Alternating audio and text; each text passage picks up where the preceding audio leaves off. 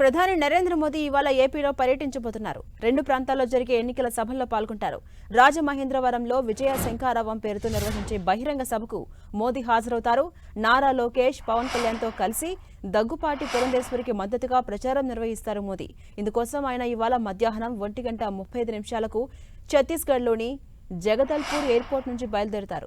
మధ్యాహ్నం 3 గంటలకు సభా వేదిక వద్దకు చేరుకుంటారు. అక్కడ 45 నిమిషాల పాటు వేదికపైనే ఉంటారు మోదీ.